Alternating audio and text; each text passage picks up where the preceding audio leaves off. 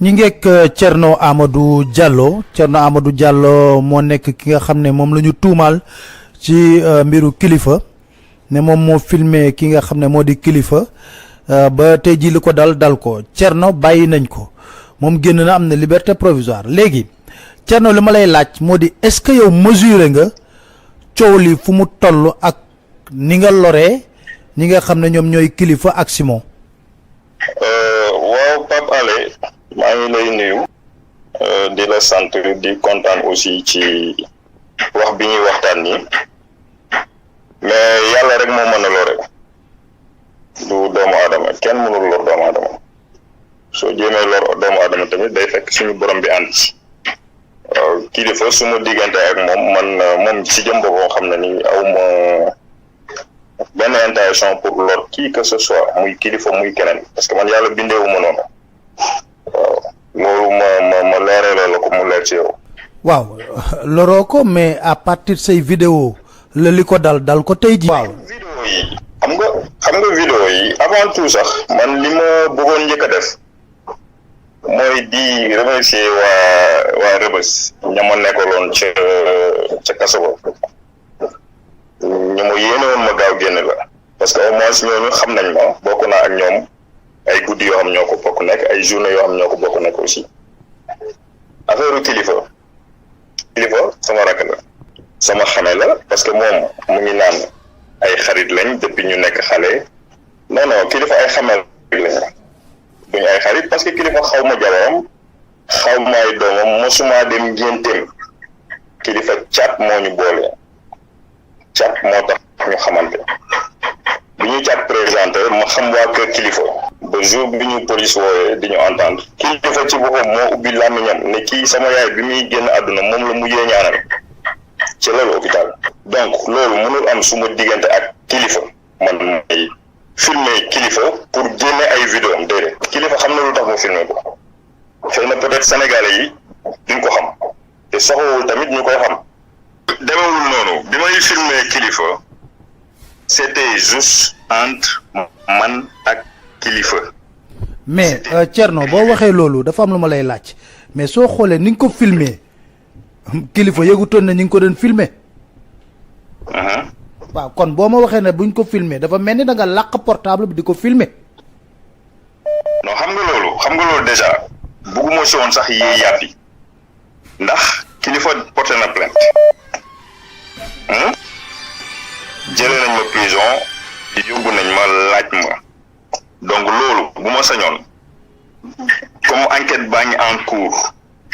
ñu ngi def enquête côté boobu ñu bàyyi enquête bi def liggéeyam ba lu ci leer ci mais jóguma pour filmer Kilifeu pour won ko qui que ce soit amul loolu xalaatuma ko Kilifeu ci jëm boppam xam na ni man loolu xalaatuma ko. waaw léegi Thierno loolu Kilifeu yow yaa ko filmer muy ay vidéo privé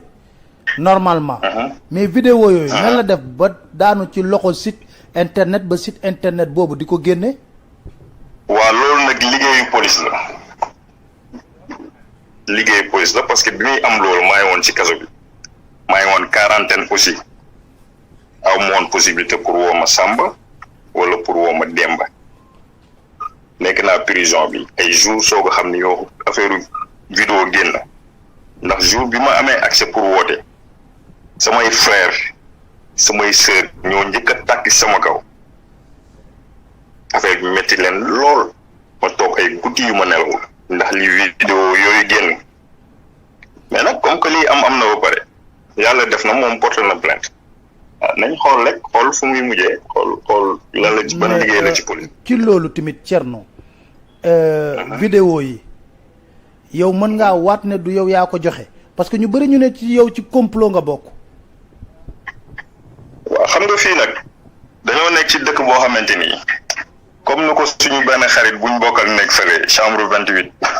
moom nee na fii kaso la ku mu neex wax lu neex waay wax waaye fii tamit Sénégal lu neex waay wax ndax man jour ba may filmé wala ba may wax ak Kilifeu affaire visa ma Samba fekkewul ma Demba fekkewul Kilifeu su demee bay dugg ak man ci loolu xam na ni Thierno mii daful jinne jàpp ko buñ ko fayoon milliard du tax mu jaay ma wala mu sànqlu ma loolu leer na kilifa leer na ko nañ wax na ko waxaat ko ba ci kaso bi loolu lay wax ba ci kaso bi affaire daf ko jaaxal ba léegi lu tax vidéo yi fite génn man nag bagum jëmm la sama oto laa yore kilifa ñëw nañ sama oto la tax may wut sama preuve pour téye ko pour man waxuma ko pour ma sàmm wala pour ma demba de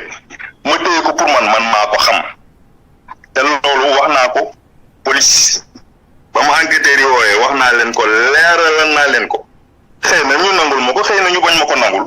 loolu muy dépendre ci appréciation wu ci enquêteur bi. mais yow yaa ñu wax loolu mais ñu bëri ñu ne. même li nga xam ne leen la jàppee. mooy cambriolage kër Elimane Lam lañ la jàppee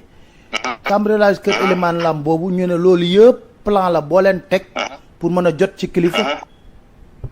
waaw déjà man li ma bëgg a leeral foofu mooy kenn jàpp ma. ah kenn jàpp la. oto yu ñu gis rek lan la non mais expliqué ñu. non mais ma foofu c'est pas du kër Elimane ko xaw ma sax Elimane Lam foofu du kër foofu chantier la. foofu chantier la donc foofu tamit bëgguma ci avancer quoi parce que bon mu ngi ci loxo yoon mu ngi ci loxo yoon donc dossier boobu jeexagul voilà.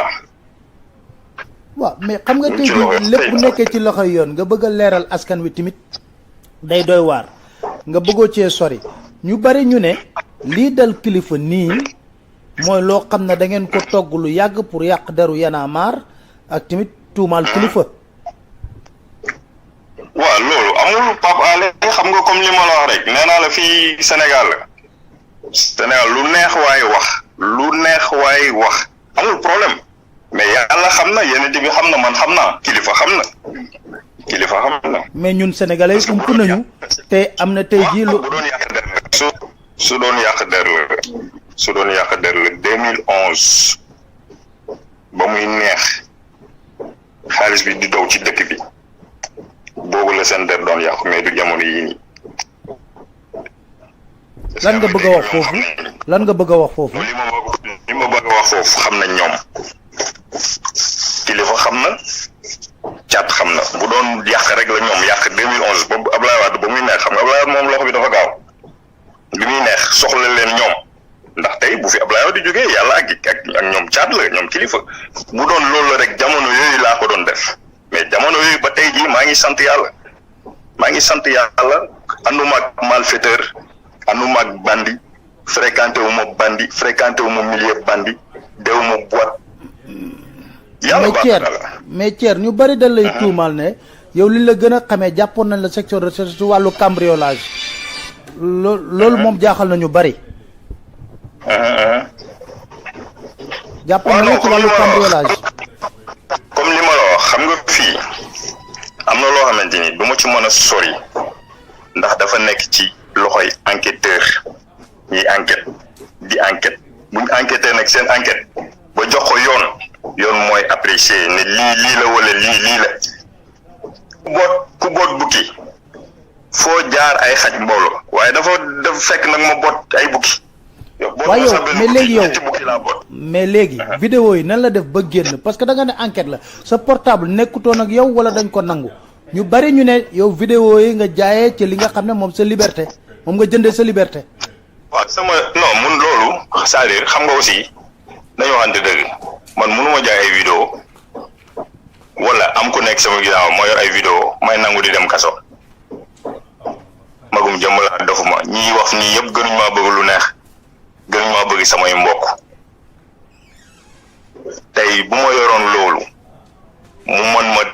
éviter prison du ma dugg prison wax ji sax du jóg mais loolu amul man vidéo yi bi muy génn yëguma ko fekkewuma ko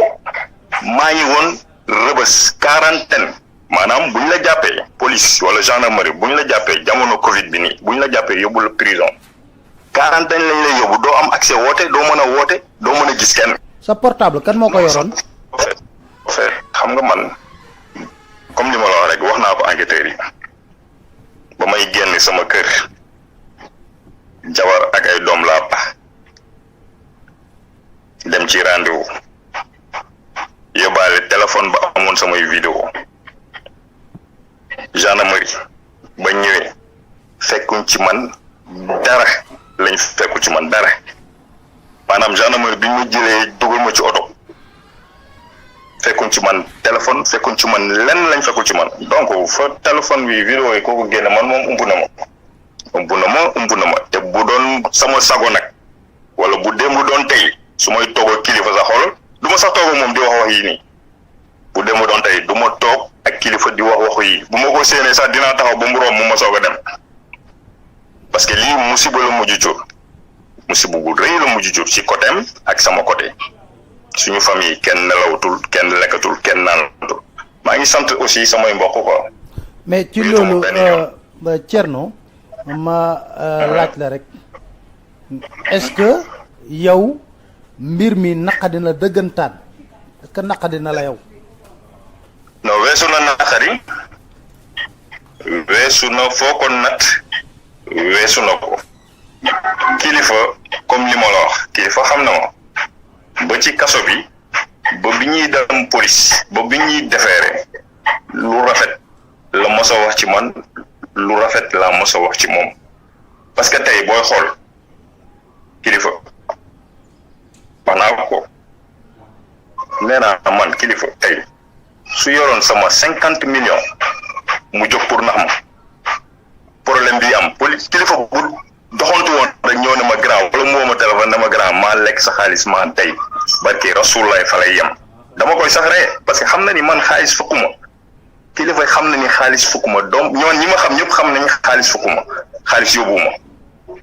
kenn xamuma fréquenté wu ma kenn dew ma kër kenn 5 ans yi benn ñaari ngénte laa ci dem juróomi at yi ñaari ngénte laa ci dem dew ma boîte wane wu ma puukare wane wu ma yor naa lii wala ñàkk naa lii non man sama famille laa doon lijjanti wu ma leneen. yow lan nga séqoon ak kilifa affaire trafic la wala dala doon jàppale. non kilifa xam nga moo tax ma ne aussi kilifa xam nga tamit képp kuñ jiñ dara il faut nga jéem a setal sa der nga def nga bañ a def sa position lenn rek lay nekk mooy nga setal sa der kilifa moom xam naa caat xam naa su doon sama xarit la du ma yëkkati 5 millions di ko jox pour man mu dimbale ma tukki wala mu dimbale sama njaboot ñu tukki parce que man ñaari soxna laa yore kenn ki am na séjour kenn ki am na séjour sama beneen jabar bi sama mbokk la dafa waroon jàngi kooku la waroon defaral visa ak sama cousinu Fatou Poulo kooku la waroon defaral ñaar ñooñu la waroon defaral visa kenn ki dafa waroon ànd ak man ak Fatou ak xale yi ñu dem à l'étranger keneen ki dafa waroon jàngi ma yëkkati 5 millions 2 millions 5 millions la ñu waxu bu ngeen xool sax waxaale wuñ donc ça veut dire que ni xam naa. mais est-ce que yow da nga ko porter plainte ci loolu non loolu après mënuma ci tontu léegi parce que aussi am na benn enquête bu nekk en cours li ma bëgg a wax foofu tamit mooy xam nga du kilifa kese xam nga yaa Simon. lan nga seqoon ak Simon. waaw Simon balaa may wax lu ma seq ak moom d'abord dama bëggoon leeral benn mbir rek xam nga ñun dañoo nekk kaso dañoo nekkoon ci prison bi maanaam di dégg nit ñi di wax gauche droite voilà Thier dañ ko fay Thier état moo nekk ci ginnaawam Thier ma ne leen mais ñii xam nañ li ñuy wax man état dina nekk sama ginnaaw sama waajur feebar may toog ci kaso bi nii. mais mujj nañ la libéré moo tax ñu bëri jàpp loolu. kañ lañ ma libéré. mais yow am nga liberté provisoire mais kilifa ci boppam. mais comme ni ko sénégalais yëpp di amee. mais lu tax ñu bañal ko kilifa. ak aussi dama fay sama avocat dama ko fay pour mu liggéey. non bu nekkoon avocat rek ñoom kilifa am na ay ponkal avocat yu taxaw. waaw non xam nga avocat bu ponkal moom fi muy ponkalee booy xool kaso bi y'a presque 1000 et quelques détenus ñu fa nekk 1000 et quelques ku ci nekk yaa 1100 yi sax booy xool ñëpp am nañ avocat fay nañ ay avocat mais bañ fayee seen avocat lañ koy gis seen avocat waaw muy dépendre si sa xarañte. loolu moo tax non may ma leeral foofu tuuti rek kii parce que fa laa waroon njëkkee sax. ci kaso bi laa waroon njëkkee fi ma waroon njëkkee ci kaso bi xamuñ ñu naan juge ma Samba wala juge ma Demba wala juge ma Maka am na 400 dossiers mais juge boo ci gis avocat yi ñoo leen ëpp dossier foofu kaso bi ñu may dégg waa Rebeuss ñu may dégg bu dee ñu may dégg da ngay fay sa avocat jour ba ma lekkee sa xaalis jour ba nga koy gëj a gis fii am na détenu yi nekk ci biir lu ne la ñu wax avocat yi defuñ seen liggéey. mais Thierno yaa ngi leeral foofu sénégalais dama lay wax li sénégalais yi wax pour nga mën a tontu parce que foofu dañ ne. c'est parce que da nga nekk en connivence ak état bi bokku ci complot bu dal kilifa moo tax ñu mën a yolleeku ndànk jox la liberté provisoire xañ ko kilifa. parce que bu nekkee avocat kilifa am na ay avocat yu taxaw. loolu benn ma leeral la benn affaire gis nga bi ñu may soog a jàpp man premier dossier bi ñu doon wax que jël dossier ba jox ko juge bi pour juge bi àtte sama nijaay la ci man sama magu yaay la mook sama yaay ñoo bokk ndey ak baay donc bu ñu wax ay naan dama négocier kon boobu kay du ma dem kaso lan lay bàyyi ba dugg kaso ba sama dara yàqu may soog a négocier wala nit ay nit di négocier pour ma génn kaso dama def ñoom dañu boole ma constitué wu partie civile ñu nangul ma ko ñoom ñu dugal seen demande man ma ne avocat bi xaaral bul dugal parce que ñii mosuma bokk ak ñoom parce que déjà kaso bi ñëpp ñu wax mais Thierno lu tax ñu ngi yow ñu téye la yow war ñu doon téye victime nga te aussi ma bañ a fàtte foofu Simon li ko indi laay bëgg a leeral Simon man ak moom amuñu benn xaar ma yar par exemple man kilifa dama jékki-jékki ba ma dese 5 jours ba ma 7 jours pour ma jeexal samay 2 mois ñibbi sama njaboot n'est-ce pas ñu jàpp kilifa biñ jàppee kilifa man ñu extraire ma prison ba yóbbu ma ci kilifa biñ ma yóbbee ci kilifa nag au lieu mu wax fa waxu nit di fa waxu ñàkk fayda quoi ay oto laag ay dugg ne fii génn fii man tamit magum jëm la ragaluma kenn ku dul yàlla aussi ci dëgg laay dox kilifa bu ñëwoon ne ma grand bal man maa lekk sa xaalis na fi yem barki yeneen bi dafa doon yem kon dossier bi du ak ci fii nii yëpp mais kilifa moo ñëw di wax ay wax yu kenn xamul ma ne ko sama waay yëpp affaire ma ne ko yow sa waay du affaire oto nañu waxante dëgg si ak sa avocat ñoo fi nekk yi saa waxal ni mu demee mu ne ma non dugg na fii génn fii ma ne ko sëñ bi comme que loolu la nag nañ ci dem mais moom rëccu na ko moom yëfu tuune yooyu moom moo ko def moo tax mbir mi ak si fii mais jour boobu kilifa mënoon na yemale foofu lépp mu yem fa ku nekk dem sa yoon mais aussi nit ñi di wax ay kii moo nekk si ginnaawam dafa négocier penam dafa bëggoon génn prison mais leer na ma ni si moom su ma fa waxee waxam mbir mi su ma fa waxee waxam du ma jógee foofu c'est impossible magum jëm laa xam naa ni yoon di dox parce que passeport u Simo bi téye nañ ma ci 2014 def naa ci prison Italie def naa ci prison Tunisie ndax passeport boobu parce que Tunis Air laa jëloon voyage si Simon est-ce que dégg ngeen waxu Simon wala waxu ca bi ñu jàppee Simon bi si ñu woowee Simon mu ñëw Simon di wax leneen ay waxu empreinte ak yooyu mais nit ñi dañoo tukki dañoo voyagé boo yoree passeport européen yi sa waay gars yi dañoo xool sa passeport bi nii rek bàyyi la nga am na benn ligne bleue la booy jaar foofu ngay jaar pour mën a romb da ngay romb dem sa yoon ñi am ay séjour ak yooyu ñooy taxaw di rang pour ñu jël seen ay empreinte ak yooyu donc kilifa caat dañ ko naroon a téye caat bi tey nii moom mu may dégg doful xam na bu baax la moo nekk suñu diggante rëppam bi yëpp xam na bu baax lan moo seq suma diggante ak moom caat biñ ko woowee caat dafa naroon a ñëw man maa déchargé caat man maa ko déchargé mais dañ ko naroon a téye gars yi wax ma ne leen voyagé naa ci passeport yu Simon du benn du ñaar du ñett maa ko wax j'assume lu tax ma waxu c'est pas pour sànk ko moom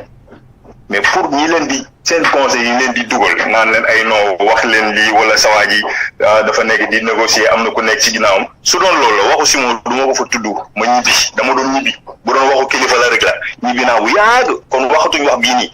looloo indi Simon mais Simon amuñu benn contentieux amuñu lenn moom personnellement wax na ko grand tiers respect laa ko mos a jox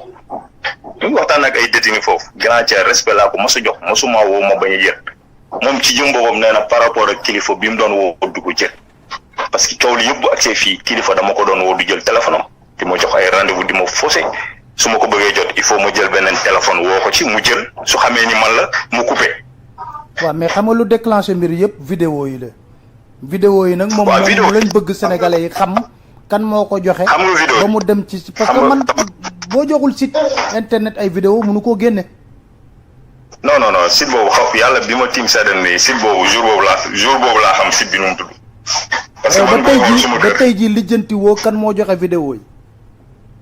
mais bañ a lijjanti daa ko lijjanti sëñ bi mais am na loo xam ne doo ko wax man am na loo xam ne doo ko wax da ngay def comme ñoom niñ doon. comme ni ko moo tax ceer nag gars yi pour ñu setal sa der sa diggante état bi dina jafe. non loolu moom fii moom xam nga gars yi fii moom lu jóg ñu ne état enquête bu mu ngi en cours man def naa sama plainte contre X dinañ ko topp ba xam fu vidéo yi jugee moom kon ne foofu si caat tuuti nga may ma caat moom ci jëmu boppam toog na plateau télé wax ko Cat moo ma boole ak Simon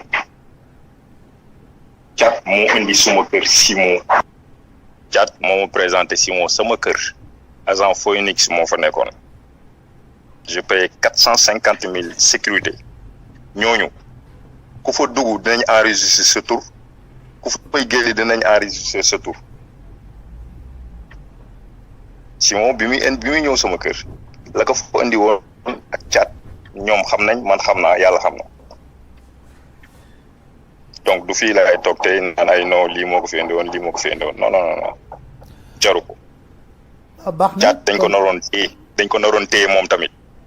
man maa ne enquêteur bi carrément kii yoonam ne ko ci fekkewul tinul loolu tax Caat ñibbi ñun ñu des prison man xamoon naa damay desaat ci kaso bi parce que même prison bi gars yi ñuy wax non. déranger wu la non c'est pas que déranger wu ma du question de déranger wu ma mais ay vidéo fuité nañ ñu nar a jàpp kilifa man may nekk ci biti loolu du ngor yenuwul maana dañu wax non ne ma ay non sa famille ma ne leen kilifa dafa am ñaari jabar ak ay doom man ma am ñaari jabar ak ay doom man la may yëg la kilifa di yëg li kilifa di yëg loolu lay yëg moo tax déggoo leen ma sëkkat déggoo leen ma nooyi mais nag dama am avocat dama ko fay 2 millions 3 millions lañu waxaale ma jox ko 2 millions mu des 1 million waaw non dama ne c'est-à-dire li ma bëgg a expliquer du question de xarañteefu avocat laay waxewu ma foofu mais dama ne man dama fay sama avocat nekk ci biir kaso bi sama avocat di liggéey ma koy wax lii ak lii mais dama ne bu doon nit moo nekk sama ginnaaw man ñàkk ma fayda ba nit di nekk sama ginnaaw mooy dugg kaso kon gendarmerie la affaire yi doon yem ma dem ñibbi ñu bañ a waxati sax affaire yu kilifa wala affaire yu keneen. gars yi dañuy wax ne cambriolage bi dossier cambriolage bi nga jaayee ñoom kilifa. waaw non xam nga loolu moom ay wax la rek loolu moom wax dëgg yàlla ay wax la franchement. waaw Thierno maa ngi lay sant di la gërëm.